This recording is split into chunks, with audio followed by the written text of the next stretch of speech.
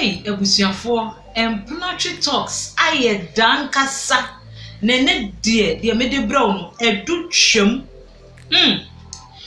Ebusuafo, Councillor Lutrot biomo. Councillor Lutrot say wo ye bema na wo ye single na oba waware eba wo nchen na obeka kire wo say ene ne nda chese ene ne have sex eya grab no say a opportunity na fast sex no fama oba na waware no because that instant no wunnim de ekoso wo oba ni mu inti so oba warefo sorry na osimu pampan ba wo a wonware hoye na obeka kire wo say ohia se wo ne da e wo se wo sa be ma no wo ya asuti oba no na wo ne da because that moment no wunnim de oba na kom ebusuafo asem we meti ye no na mahome etse na eya mpempi no na mebisa me ho se na Councillor Lutrot na nkasa no I wonder baby ko onya ni training na ntete ye free ye because sometimes in sembi e yo ka no most of the time no sembi o ka no sebe wodwene ho a wotimi se nyansa di nyansa ebi nim nyansa nim kura ebusuafo yenko na yenko hye na yentie asema Councillor Lutrot kan no ye beto aso. When a married woman gives you access to herself, not under duress, not under compulsion, not at gunpoint, but voluntarily, and you have the heart to use it. You don't know what healing process you are bringing to the woman, because women are very sacred. They hardly cheat on their spouses. Women will not do that. So when you find a woman doing it, because nobody can justify cheating, she might have a reason. Whether you like the reason or not, maybe that reason can bring her freedom. Minianum, ye toa ye nkomo twetwe ne so. Ye say, ochia me a oni masem ka wo se nana we de wasum a. Enti we de abusuafo mo masum a matebi. Se nya ntro na metwa. Na me pese me bisa Councillor Lutrot asem se ono oye councillor na wabetena ho na wakasa asem we no. Se opie kwa adwuma na obebe fie no na bema foforo butu ne yire so e wo mpa ono ne yire da so a eden no beye obe congratulate bema na bone nsem ma ne se waye ade na wada ne yire se ada bema ne so ase se was satisfy ne yire that very minute ana se sa no beye de a ene na me need problem because o sefata so obe kan sa adofo mama yenhwe bribi yie esan se enye obia owo social media no obie na no kasa bia na sese ye di ne kasa echi sometimes wotimi di obi kasa echi na wakoye de ayenye na wo ho akere ebi ne Councillor Lutrot asem o kan sisi mi nua no mema a mo hwe me menim se ye wo mema madwenma e wo Ghana ha ne o mayi mu nyina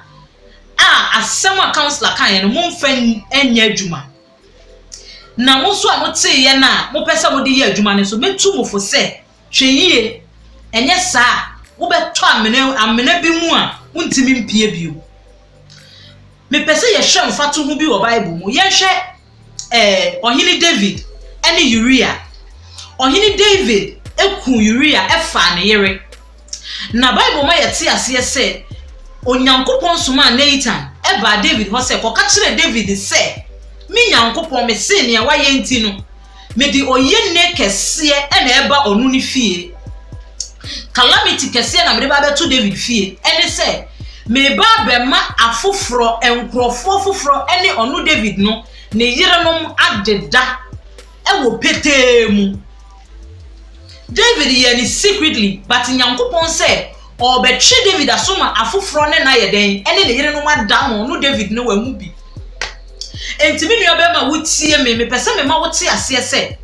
bia na wo de no obi yire no wo ne da wo kokoa mu nti obi ehu but wo de ne de wo ware na duru wo so a wo yire be kwakofa be ma na fia bonte de na beto wo mpa so empa na wo ne wo yire ne da so no eso e no de ne ba beto no ne na yesa na wo hu a na wo hu se de yete se wo fa obi yire ya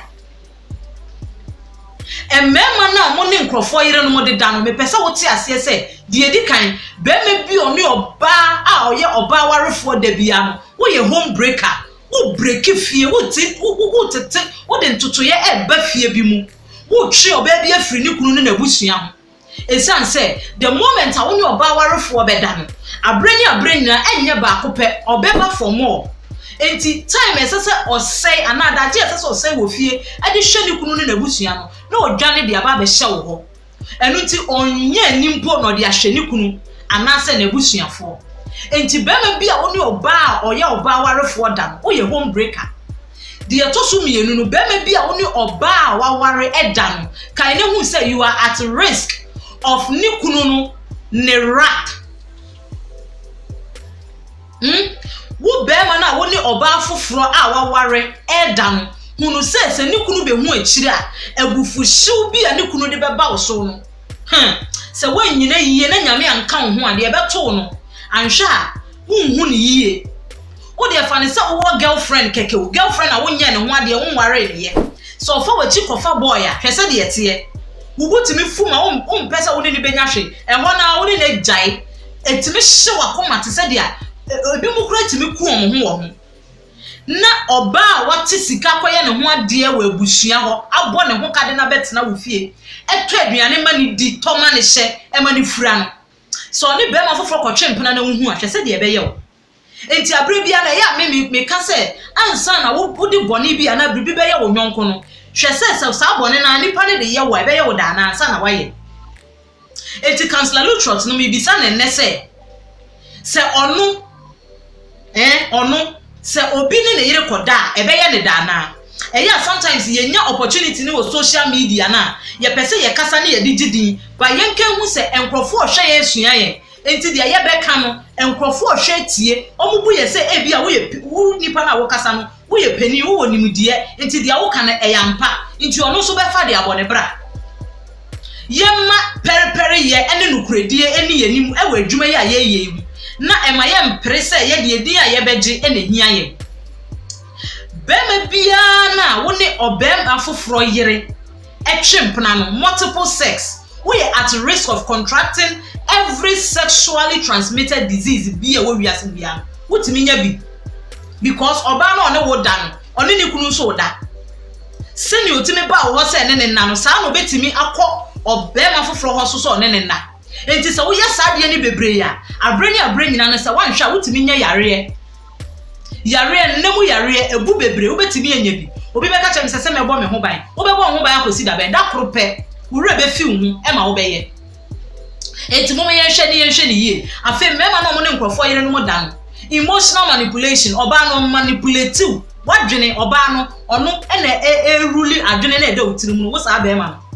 obema bia o ma ho kwan ma obi yire etimi seduce no no wo dan no wadwene na eda otirimu no wonni control wo so because oba no so oba wo ha obesu agu so ena me kunu nya adaje ma me ena me kunu ni mi nim pomo ena oba fefefe te se me kunu ni mi hia mpem kura me nkai da ko ena me kunu abusuafo tete me no wa besu agu so abe ye nani mobo na wo so eye wareho eye mobo na wa fa ho na wo ne na da se de ebe ye ebe ma na ko ma ato ne yem emmo a wo betimi de ama no ni nua be ma ment na se mo oba afofro control wadwene me pese me ka cho sa abre bia wo ye bribia emwa nkomoa na egu utirimu na adwene yimu no ebe kire wo se ade na wo ye na nye wo yem be hya ase ahyehye wo ho bia no na eche sa ade na wo koye no eye bone menye enti mo me ye hwe ye nye obi oba betena platform so be bie na no to any degree akasa bia na ebedi na chi metumi nua no mo mema esisu afa na mo be ware na mo girlfriends ne se ebe ya anka me nua pa wo de because wo be ma na wo yes and wo life eye short e was asisi se oba no ni kunu sa so mu a okun a obeka se ye de ne betum na so wa save life obetimi kura proud to the extent se wan kasa wonye normal biem enti mo me ye hwade ewe ni yesue bibi mfiri mu se enye wo kwan bia so se obema woni oba warefo ebe twempena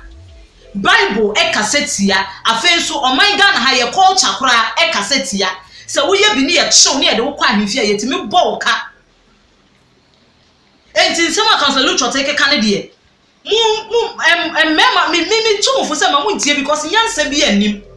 na mama yen hwe ne yen mo bra se de be yi a yen so ebe si ye yie se da to mpe so obi ne wo yire beda de a ene esesi a won so eni obi yire enna na me kai wo se Empnotwe University ene so masen ena me de sa enkomotwetwe ebrel Afrodate enso eso masene ena me de enkomotwetwe ebrel enim fefefe Pearl Glitz me di kind de number atudwa obetimi afre no obeba besiese wo kama e de ama BB Hair Salon ena ye miti kama ema me de betina ha e de enkomotwetwe ebrel me da wase se wo jebre na wo hwe Empnotwe app sesi ade eye Afrodate ye app sronku bi a ebo ankrofo ma omohia omadofo e wo wiase afa na nyina Afrodate wo school nwanwaso bi a ye frɛ no Empnotwe University a ema wo entiteye ene nkyerɛkyerɛ e wo relationship ene wawarem se wo pese wo hie obi ema ne do no ne wo twempna no ware umritia wa bi mu dia ene na mekamfo Afrodate e de ama Afrodate papa